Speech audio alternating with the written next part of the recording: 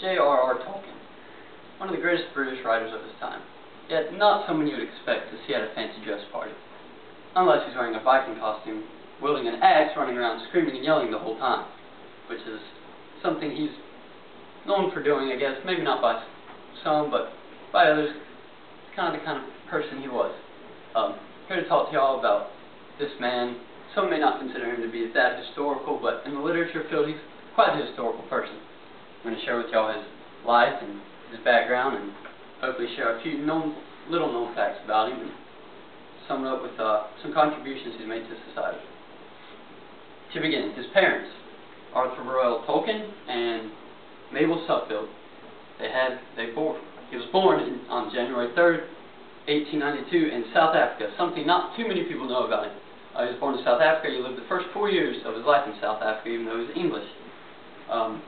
While living there, he had a few memories of Africa, one involving a large tarantula that bit him, which is also thought to have been influenced his work later in life, as far as Shelob and Lord of the Rings. Some of y'all may know about that. But disaster struck. His father died when he was only at the age of 4, leaving his mother, him, and his younger brother, Hilary Tolkien, to move back to England into an area known as Sarehole, just south of Birmingham. Living there, they lived near a railroad, and this is where he first started his imagination of linguistics. He'd go back behind his house and watch the railroad trucks as they went by full of coal, and he'd read the names off of them and pick out different names and make meanings for himself. Him and his brother used to play around with that. But from there, his mother died and left him and his brother alone. They moved to their aunt's house, where living there they became Roman Catholics,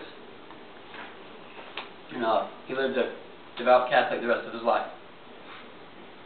By this time, he was showing remarkable linguistic gifts, and going to King Edward's School, he started a club known as the Tea Club Bavarian Society.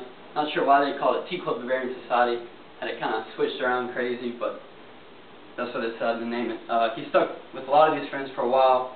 Later in life, he went on to go to college and started a degree in the classics, learning German languages, Welsh, and Finnish, but only getting a second degree in this field. He decided to change it to language and literature, and in this he received a first degree. From here, the war broke out, World War I, and he went into the war, and from there, all but one of his friends died from the Bavarian Tea Club, and coming back, I guess it was a sad moment for him. Kind of lost most of his friends. But from here, he decided to look for a job. He found work in Oxford College, and from here, he became a professorship of the Anglo-Saxon era, and during this time, he pretty much taught about the Anglo-Saxons, but occasionally he'd talk about Beowulf and get all crazy and out of control with that, some of his class students would say. And from here, another job opened up, the professorship of language and literature, so he moved into that. From there, many of his classmates would, his students would say that he'd go off control, like he'd be sitting there talking, give him a lecture, and then he'd just start rambling about goblins and elves and just start talking crazy, half to himself, half to the class.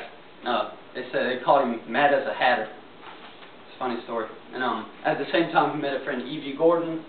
They moved into the Viking Club. They made a Viking Club, and from here, that's where the whole him dressing as Vikings and him and some friends would run around screaming and yelling, making scenes, I guess. They never really got in trouble for it, but I guess they truly enjoyed themselves.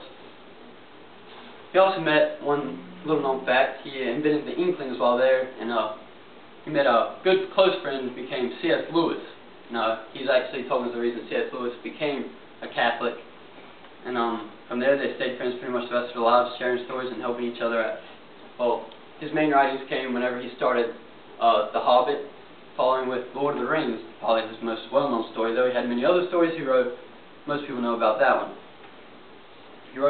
When he wrote it, there was a lot of criticism about it. Some people liked it, some people didn't. They said it was just a fad, wouldn't last forever, but it seems that this lasted a very long time. Many people still read it today. Even I still read it today.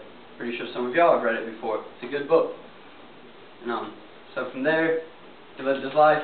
A couple years later, on September 2nd, 1973, he died due to a bleeding gastric ulcer. He's a very well-known man, especially in Britain.